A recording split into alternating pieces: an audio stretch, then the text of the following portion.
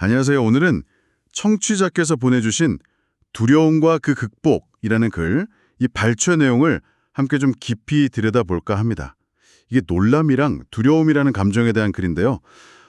이 글이 제시하는 관점, 특히 두려움을 의지의 문제와 연결짓는 그 독특한 시각을 중심으로 한번 살펴보겠습니다. 네. 이 자료는 두려움을 개인의 기질이나 의지력 문제랑 상당히 직접적으로 연결시키고 있거든요. 글 시작부터 자기 그림자에도 놀라는 사람, 이런 표현을 쓰면서요. 이 감정이 개인의 행동이나 인식, 심지어 직업 적성까지 어떻게 연결되는지 그 논리를 따라가 보면 좀 흥미로울 것 같습니다. 맞아요. 글을 보면 단순한 놀람, 그러니까 영어로 하면 fright 같은 거랑 좀 더 뿌리 깊은 두려움, fear를 구분하는 것 같기도 하고요.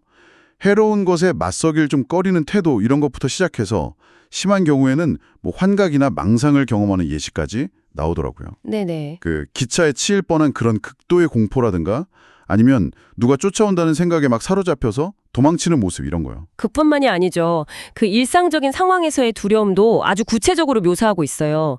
예를 들면 시체나 밤의 묘지를 병적으로 무서워한다거나 또 혼자 있을 때 너무 불안해서 문이랑 창문을 꼭 열어둬야만 하는 사람도 있고 가구가 삐걱이는 소리 같은 아주 작은 소리에도 깜짝 놀라는 그런 극도의 예민함까지 다루고 있죠. 이 글이 이런 다양한 두려움의 원인을 상당히 단정적으로 규정하는 것 같아요.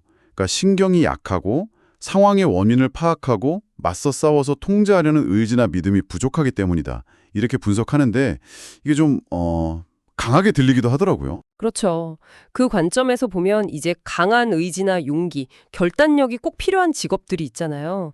예를 들어 군인, 의사, 조종사, 판사 같은 이런 역할에는 이런 성향이 좀 부적합하다. 이렇게 주장을 하는 거죠. 두려움이 단순히 감정 문제를 넘어서서 그 개인의 사회적인 역할 수행 능력이라든지 삶의 질 전반을 떨어뜨릴 수 있다. 이런 논리로 쭉 이어지는 거고요. 이 텍스트가 제시하는 상당히 강한 주장이라고 할 수 있겠습니다. 네. 이런 개인적인 차원을 넘어서 이 글이 두려움의 전염성을 강조하는 부분은 정말 생생했어요. 그 붐비는 극장에서 누군가 악의적으로 불이야! 이렇게 외쳤을 때 벌어지는 그 아비규환 있잖아요. 그 패닉 속에서 사람들이 막 서로 밟고 압사하는 끔찍한 상황. 그걸 그리고 있죠. 네네. 전쟁터 예지도 그렇죠. 단 한 명의 병사가 공포에 질려서 도망치기 시작하면 그 공포가 마치 바이러스처럼 순식간에 퍼져나가서 다른 병사들까지 막 무기 버리고 전열이 완전히 무너지는 모습을 허리케인에 비유하더라고요. 그러니까 이 글은 두려움이 개인의 문제를 넘어서서 집단 전체를 마비시킬 수 있는 아주 강력한 힘을 가졌다고 보는 겁니다. 그렇다면 이 글은 이렇게 강력한 두려움을 어떻게 극복할 수 있다고 제안할까요?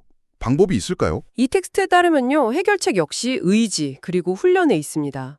근본적으로 이게 생명에 대한 두려움에서 나온 감정들이니까 이걸 다스리기 위해서는 의도적으로 자신을 좀 두려운 상황에 노출시키는 연습을 제안해요. 예를 들면, 오늘은 자정에 묘지를 걷겠다거나, 오늘은 집에 혼자 문을 잠그고 있겠다 같이. 어떻게 보면 좀 극단적인 방식이죠. 자기암시 방법도 제시하고 있죠. 나는 용감하고 모든 것이 나를 두려워한다. 이런 문구를 계속 되뇌는 식으로요. 마치 정신력을 단련하는 무슨 신체 훈련처럼 느껴지기도 하고요. 정확합니다. 이 글의 논리 안에서는 용기를 기르고 두려움을 치유하는 과정이 굉장히 능동적이고 의지적인 행위로 그려져요.